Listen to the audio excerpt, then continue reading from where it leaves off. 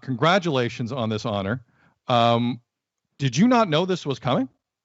Well, first of all, hi guys. For you guys are both too kind. Thank you for the tweets yesterday.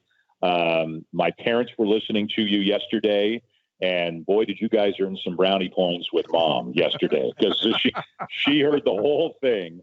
Like Dad, you had, right? But when the world gets back to normal, I think I could get you one of her, my grandmother's recipe, whether you want the chocolate cake or the chocolate banana cake. You tell me, we'll deliver. Good to go. I feel like a Hall of Famer just listening to that. Damn, I can't wait. Can't wait. Thank you. I had literally no idea. So, quick side story. I'm in isolation, right? I was down in Bristol, Connecticut doing the playoffs, came back. As you guys know, you got to isolate. I'm not even isolating in my house because my son can't go to school if I'm living in the house. So my wife and I decided we'd rather our son go to school. So I rented an apartment for 2 weeks downtown. So I've literally been doing nothing but watching Netflix for the last 5 days. And I'm watching on my computer, and my phone buzzes, and it the notification page pops up, and it says something like, "Much deserved, Dan, way to go." And I have no idea what it is. So I opened my phone, and that's how I found out about it. I had no clue. Absolutely not. That's got to be the best way. That's got to be the best way to isolate upon returning to Canada, is to be nominated for the Ford C. Frick Award. Did you risky business with a shirt and no pants because you were by yourself? Did you celebrate that way? Did you slide into the room? I will say I've taken some liberties. Yeah, literally no one is seeing me. Even like Uber Eats, they knock on the door and then they have to leave before I open the door. And you know what? You find out some things about yourself in this kind of a situation, and I'm not sure I'm happy with all of them, to be honest with you. Dan Shulman here on Tim and Sid. Sorry, Tim, go ahead. You want to jump in? No, I was just like, this is, obviously you look at this, like it's not a bad group of nominees that you have been nominated with. To back up a step, I was blown away, guys. I didn't know, like I said, I didn't know. I wasn't expecting this. This was I'll give you an idea of what I said when I found out. I was watching Schitt's Creek at the time on Netflix. So that'll give you an idea of one of the things that I said out loud. I never in a million years thought this was coming. And I'm not being self-deprecating here. I'm being honest with you. I did not think this was coming. A few of my buddies texted me and said, "Boy, you must be older than we think." Because this is normally at the end of your career kind of thing. And I didn't even really give it much thought then. And I didn't know when it comes out during the year, nothing. So I am humbled and honored. And again, in all sincerity, never saw this coming. And, when you're on a list, like Joe Buck's called 20 World Series, Al Michaels is, if there's a Mount Rushmore, he might be on there twice. He might be two of the four guys, right? And guys from the past, Don Drysdale and Dizzy Dean. Dave Campbell, I worked with for 7 years. For 7 years, Soup and I, of course he's Soup because every guy whose last name is Campbell, his nickname is Soup. Soup and I were the Sunday night radio team for ESPN for 7 years. So I called him yesterday, and we can, congratulated each other and reminisce. But this is beyond anything I could have imagined. It still kind of feels surreal. Dan Shulman here on Tim and Sid. The kids don't know about Al Michaels that way, though, right, Dan? They know Sunday Night Football. No. They don't know that he called a hell of a ball game back then. He really did. So he was ABC's voice 70s and 80s, I guess, right? And worked with Don Drysdale, actually, who's another one of the nominees. And of course, you go back, and, Al was also Lake Placid, right? Al could call anything. There's some guys who can just call anything, and he is clearly one of those guys. So I'll tell you when I kind of went, whoa, is when the release came out, I didn't know anything about it. So I started reading the release. So how does this work? And who did this? And the committee is the 12 living Ford Frick Award winners. And I started looking through those names and going, whoa, these are guys I've idolized, right? And come to know a little bit, over the years, broadcasting games as well. So, but yeah, Al Michaels can, always will be able to call anything at all. And I've never met Al. I don't think I've ever been in the same place with Al, to be honest with you. I don't think I've ever shaken his hand or anything like that. But again, no matter who it is, just to look at the names on the list, just to be part of it is very, very special. It would be huge. That's what it is. It's huge. To quote Al Michaels. Have you allowed yourself to think about what it would mean if you actually won that award?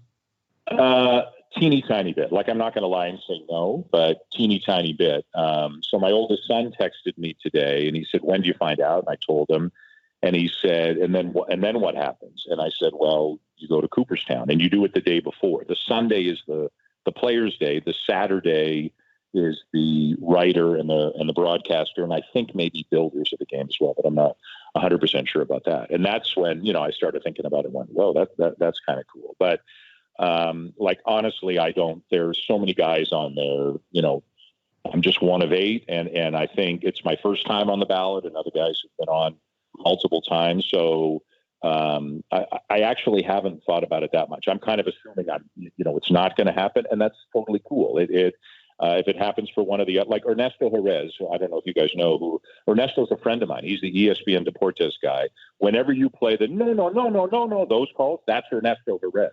Like, he's a rock star, man. He's awesome. And if Ernesto won it, I would be so happy for him. So to be honest, Tim, I haven't thought about it that much. I've got like another season and a half of Schitt's Creek to get through before isolation ends. So I'm really busy, So Dan Shulman here on Tim and Sid. Does the Hall of Fame not owe it to you to give you that heads up, though?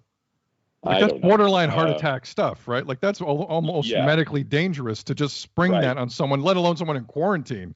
That's a shocking thing to read. That's a great quarantine. I'm concerned. No, but I mean, like, does someone not owe you a little bit of, hey, there's a release coming, LOL, emoji face. Okay. You like it, signed Baseball Hall of Fame.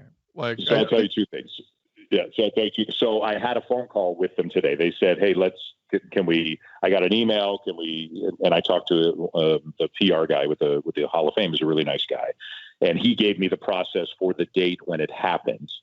And on the date when they announce the winner does get a call like 10 minutes before the announcement. That's it. They want to keep it so quiet that they don't want anybody to know. So I will be honest. I know when that day is. I know what time it's going to be announced. And chances are pretty good I'll be sitting there, looking at my phone on that day. So, but at least if you get a phone call that day, you want it. If you don't, you didn't. But yeah, I didn't know anything about the process, and again, was completely surprised. I don't know why they don't tell nominees, but I'll tell you, it was one heck of a surprise. It really got me going. I'll tell you that much. One of the 8 finalists for the 2021 Ford C. Frick Award, Dan Shulman, joining us here on Tim and Sid. Listen, I want to talk a little bit of baseball before we let you go, and I've been quoting Sun Tzu way too much, or at least the translation of Sun Tzu way too much, who said, at least I think said, in chaos there is opportunity. There are a lot of stories pointing to the Jays being able to take advantage of that opportunity in chaos. They've been tied to Trevor Bauer in the last couple of days, Francisco Lindor in the last couple of days. Do you believe any of this? I don't think I believe Bauer. I don't think I believe Real Muto. I don't think I believe Springer. I'm willing to allow a tiny slice of my brain to believe LeMahieu. And I'm willing to believe Lindor. Of those 5, I'm most willing to believe Lindor. The connection with Shapiro and Atkins in Cleveland is obvious. I think he's a fantastic fit. The Bobichette presumably would then move to second, whether Biggio moves to third or becomes a utility guy or whatever. But I think if the Jays are going to do it, they have to sign him to a long-term deal. I think they need to ask for a negotiation window and sign him. And I think the Indians would want to grant that because they'll get a lot more in the trade if the Blue Jays can sign him long term. I think he'd be a fantastic pickup for this team. The issue is, what do you got to give up? Like, if I told you Biggio's in the deal, or if I told you Gurriel's in the deal, and not like the deal, but in the deal, one of 2 or one of 3, what if it's Gurriel and Alek Manoah and something else? Or what if it's Biggio? If you're signing him long term, Dan, I'm in. Yeah, if you're locking him down, if it's a 1-year Kawhi, take a hike. I don't want to hear that stuff. Right. I don't want to hear. I agree. And here's the other reason I think they should strike now, and it's not my money to spend. But Boston is down, and Boston is up more than they are down. Boston is down right now. and the core of this team is not making any money. With each year, they're going to make more money. A couple guys will get arbitration eligible, and then the next year, and the next year. I actually think the time to strike is right now, if you can. Can you sign free agents when you don't know where you're going to play next year? Whether people like it or not, they may be, not necessarily, they may be at a competitive disadvantage in signing free agents. They may need to explore the trade market more, or they may need to offer guys 2- and 3-year deals instead of 1-year deals so that they know they're going to get some time in Toronto. But there are relief pitchers out there. There are outfielders out there. And I think with 2-3 really well thought out moves, they could be a really, really interesting team next year. Dan, the one thing about Lindor that I didn't think about off the front, because I didn't think it was that doable. But the more I think about making a trade for him, when you look at the shortstops who are going to hit free agency after this coming season, along with Lindor, Carrasco in Houston, Javi Baez in Chicago, Corey Seager with the Dodgers, Trevor Story with Colorado. It's a slew of guys. The market's going to be completely condensed. If you offer an individual a chance at that long-term money and they don't have to deal with the negotiating and the leveraging back and forth that's going to happen with all of those shortstops, maybe not all, 1 or 2 might sign.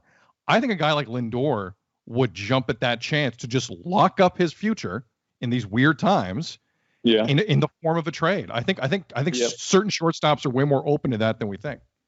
Yeah, I think so. I think that's a possibility. We don't know what the market is going to be like. We know Mookie Betts during a pandemic got 12 years, $365 million. Now he's Mookie Betts. But does Lindor look at himself, maybe not as Mookie Betts, but next level? Like some guys, the 30-year-old average players, they're going to get crushed this winter. They just are, right? They're not going to get the money that they thought they were going to get. But are the stars still going to get normal money? That's the big question. And is it enough money for Lindor to take it? And again, we're assuming a lot of things. They can agree on a deal. There's a negotiation window and all that stuff. But if you're the Indians, I think you've got to trade him now. I don't think you can risk going into the season. I think you have to trade him this winter. And because of those other 4 shortstops that you mentioned who are going to be free agents, some teams might just say, you know what, I'm going to wait a year. I don't need a guy now. I'm going to wait a year and take my chances in free agency rather than giving up 2 great prospects for Lindor, which I get. And maybe that lowers the average offer for Lindor because some teams may say to Cleveland, this is our best offer. If you don't like it, we'll just go sign Correa or Story or whoever the other guys are that are free agents next year. And the other thing, too, that I'm sure the Jays are going to kick tires on is, a guy like Andrelton Simmons is out there, and he may not be quite what he was in his prime, but he's still pretty good defensively and probably is a better hitter than he had. There's value on the market, and I still think the Blue Jays are going to look for value. Wait out the market, see who's out there, see who's a little bit desperate, and try to upgrade with good players, not necessarily superstars. Dan, we've run out of time. I want to congratulate you one more time. This is awesome. I felt like I was nominated for the Hall of Fame. I felt so happy for you. So congratulations. Thanks for joining us. To Papa Shulman, what's up? To Mama Shulman, I love my chocolate. I love my chocolate. Good. Just I want to directly speak. I know we have this now open line of communication. So one day I love my desserts. I'm willing to try it out. And we're going to bug you again throughout the winter here, Dan, if you don't mind. So congratulations. Get through quarantine quick and we'll talk to you soon. Thank you. All right, boys. Thank you very much. Appreciate it.